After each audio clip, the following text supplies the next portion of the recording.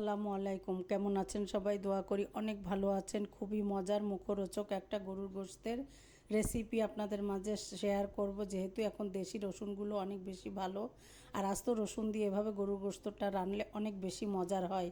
আমি রান্না করেছিলাম, সেটাই আপনাদের মাঝে শেয়ার করছি। এখানে আমি 1 কেজি পরিমাণ গরুর গোশত নিয়েছি, হাড় চর্বি সহ নিয়েছি। আর এভাবে ছোট টুকরো করে কেটে ধুয়ে পানি ঝরিয়ে রেখেছি। এবার বড় বড় দুটো হাড় ছিল, এটাকে আমি আলাদা করে নিয়ে আর আজকে কিন্তু আমি হাতের মাপেই সমস্ত মশলাগুলো ওখানে দিয়েছি।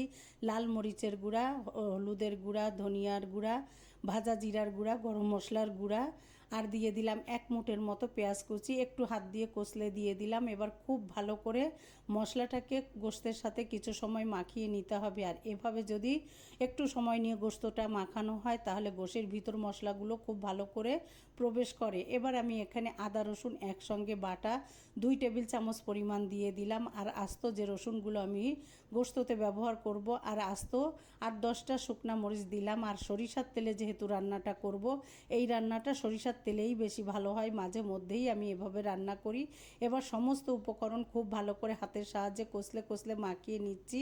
আর মাখিয়ে একটু ঢাকনা দিয়ে ঘন্টাখানেক রেখে দিলে রান্নাটা বেশি মজার হয়। এবার আমি যে হাড় দুটো রেখেছিলাম এটাও দিয়ে আরও কিছু সময় মাখিয়ে নিয়ে আমি ঢাকনা দিয়ে প্রায় 20 মিনিটের মতো রেখে চুলায় একটা প্রেসার কুকার দিয়ে এখানে আমি 6 টেবিল চামচ পরিমাণ সরিষার তেল দিয়েছি। যেহেতু আমি আগে দিয়েছি, তেলটা গরম হয়ে গেলে এখানে আস্ত কিছু জিরা, তেজপাতা একটু ছিঁড়ে, গরম মশলা, দারচিনি, এলাচ আর শুকনা ঝাল দুটো ছিঁড়ে একটু দিয়ে দিয়েছি। আর আমি দিলাম এখানে 1 মুঠ পরিমাণ পেঁয়াজ কুচি দিয়ে আমি হালকা বেরেস্তা করে নিচ্ছি। আর আগে থেকে যে গোশতটা আমি মাখিয়ে রেখেছিলাম এখানে দিয়ে দিলাম। আর এইভাবে যদি একটু ভেজে নিয়ে গোশতটা রান্না করা হয়, কালারটা যেমন সুন্দর হয় আর খেতেও অসম্ভব মজার হয়।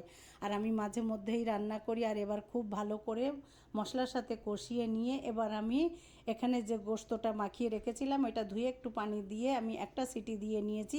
আপনাদের হাতে সময় থাকলে আপনারা কড়াইয়ে রান্না করতে পারেন। এবার আমি সিদ্ধ হয়ে গেলে একটা প্যানে দিয়ে খুব ভালো করে কষিয়ে সামান্য পরিমাণ পানি দিয়ে, ঝোলটা খুব বেশি রাখবো না। এবার আমার গোশতটা কিন্তু ঢাকনা দিয়ে কিছু সময় রেখে এরপরে আমি ঢাকনা তুলে আপনাদের দেখিয়ে দিচ্ছি। আলহামদুলিল্লাহ, গরম ভাতে খাবার জন্য কিন্তু একদম রেডি। আর পোলাওয়ের সাথে কিন্তু অনেক ভালো যায়। আপনারা কে এভাবে রান্না করে খান, কে কে কমেন্টে জানাবেন।